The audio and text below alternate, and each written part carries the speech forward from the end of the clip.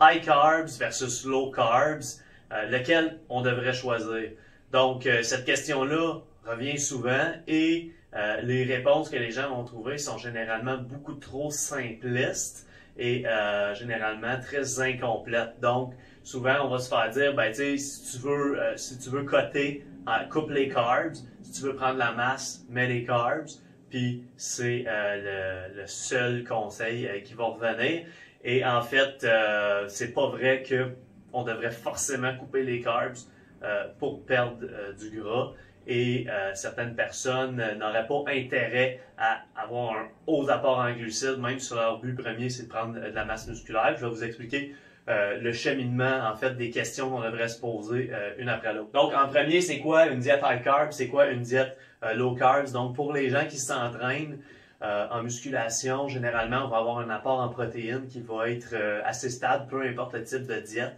Donc, on va aller d'un apport environ de 30% de notre apport énergétique. De manière générale, c'est ce qui va convenir. Ceux qui sont en phase de perte de gras avec un gros déficit énergétique, souvent, on va aller même en haut du 30% de l'apport, monter à 40%. Ça va vraiment dépendre des cas. Mais de manière générale, si les protéines restent assez stables, la différence, ça va être le ratio glucides-lipides, OK? Parce que si on coupe dans les glucides et dans les lipides, ben dans le fond, on a juste une diète qui est haute en protéines, faible dans tout le reste, et c'est vraiment pas une diète qui est soutenable et qui est efficace. Pour une diète qu'on va plus qualifier de high carb, dans le higher carbs, on va avoir un apport d'environ 50% de glucides et peut-être un 20% de lipides. Et à l'autre extrême, si on va d'une diète high fat, low carbs, donc une diète par exemple cétogène qui est à l'extrême complètement à l'autre côté, on va y aller plus avec un 70% de lipides et un minimum de glucides en fait, qui va souvent tomber d'environ 5% provenant à peu près juste des légumes. Ceci dit, on n'est pas obligé d'aller dans les extrêmes, hein? Puis c'est généralement pas une bonne chose d'aller trop dans les extrêmes. Certaines personnes vont bénéficier davantage d'être plus proches de l'extrême là et d'autres personnes plus proches de l'extrême de l'autre côté. Mais la majorité des gens vont se situer en quelque part dans le milieu avec une tendance plus d'un côté et de l'autre et une tendance qui sera pas forcément toujours cette tendance-là au fil des phases d'entraînement, au fil des années non plus. Donc, au fil d'une vie, ça se peut que ces choses-là changent pour différentes raisons. Donc, la première question qu'on devrait se poser, si on se dit, je devrais-tu avoir une alimentation qui est plus high carb ou low carb? Première chose, c'est quoi ta préférence, OK?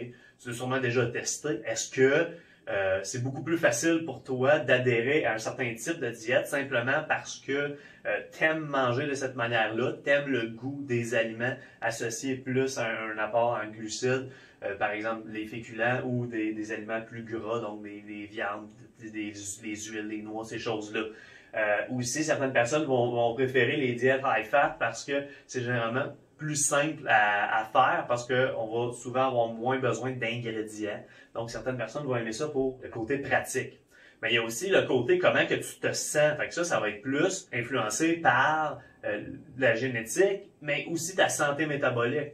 Donc, il y a certaines personnes que avec une diète high carbs, ils vont pas bien fonctionner du tout. Ils vont avoir des grosses chutes d'énergie. Ils vont pas bien fonctionner. Ils vont avoir toujours plus faim.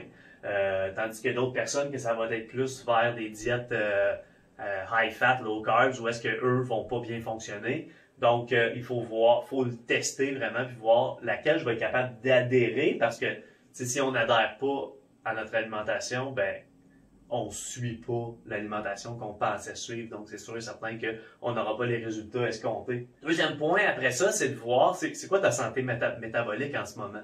Est-ce que tu as différents symptômes associés peut-être à un haut niveau d'inflammation, des problèmes digestifs, une certaine résistance à l'insuline? Souvent, je vais regarder aussi la condition de la personne. Souvent, juste visuellement, il y a certaines choses qui vont indiquer que cette personne-là a l'air d'avoir beaucoup d'inflammation dans son corps, etc. Donc, c'est là souvent qu'on va embarquer sur un protocole. Moi, pour ceux qui veulent, par exemple, prendre de la masse musculaire, puis qui semblent avoir plusieurs symptômes là, de résistance à l'insuline, mais qu'eux, ils veulent être plus pesants et plus musclés, ben faut que je leur fasse comprendre que, OK, regarde, ça va pas arriver pour l'instant, parce que si on suit une alimentation, un surplus calorique, qui va te faire prendre du poids, ça va encore davantage nuire à ta santé métabolique. Il faut faire ce que j'appelle une resensibilisation anabolique, qui va être en fait un processus pour que la personne rétablisse une bonne santé métabolique afin de pouvoir éventuellement prendre du poids sans nuire à sa santé métabolique. Mais là, selon ça, c'est là que pour certaines personnes, d'aller vers une diète qui est super high carb, ça sera peut-être pas la meilleure stratégie à cause de leur gestion là, de leur glycémie. Ça va être plus préférable d'aller dans cette direction-là légèrement. Mais il y a d'autres choses qu'il faut regarder. Il faut aussi regarder c'est quoi ta diète précédente. Parce que même si tu n'as pas forcément un trouble métabolique d'instaurer, ça se peut que l'alimentation que tu as suivie dans les derniers 3 mois ait mobilisé, si on veut, ta santé métabolique. Elle fait en sorte que ta sensibilité à l'insuline a diminué, elle était meilleure il y a 3 mois. Donc, ces gens-là, si la personne a suivi une diète, par exemple, si quelqu'un revient des vacances de Noël, a pris 5-8 livres parce qu'il a très mal mangé pendant mettons, tout le mois de décembre. Là, puis il a beaucoup trop mangé, puis une diète pro-inflammatoire, etc.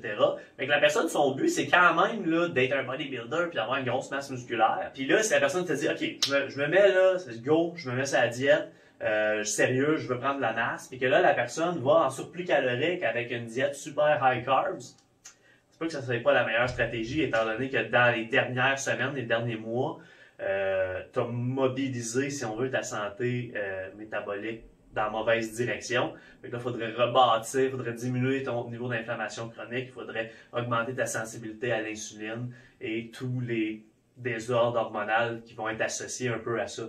Donc, ça, c'est la deuxième question qu'on devrait se poser. Après ça vient l'objectif. Donc, souvent, les gens vont skipper, vont aller directement là. Donc, les fans finis de diète cétogène, ceux qui embarquent dans le dogme, par exemple, là, de la diète cétogène, ben là, vont dire, tu sais, il n'y a pas d'autre façon de perdre du gras, d'être en shape que manger comme ça.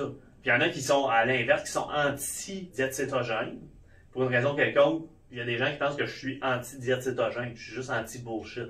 Mais ça va convenir très bien à certaines personnes. Mais si l'objectif, c'est de prendre un maximum de masse musculaire, d'augmenter son poids là, au maximum, c'est sûr qu'on va aller plus dans cette direction-là que dans cette direction-là. Okay? Plus on va diminuer nos glucides, plus les chances que notre poids augmente en masse musculaire diminuent. Il faut voir après ça, c'est quoi l'objectif de la personne, mais selon toutes les questions précédentes. Là, après ça, rendu ici, on devrait avoir une bonne idée de OK, on s'en va plus vers quelle direction?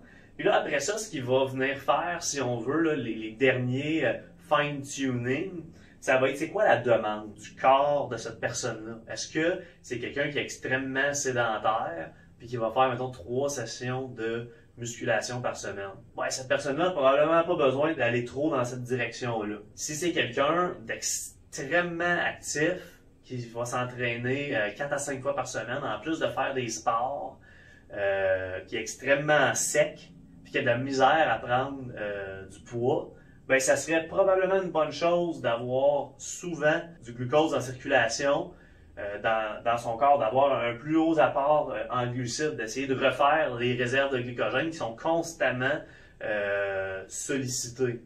Donc, il y a ça, avec le volume d'entraînement, le type d'entraînement aussi.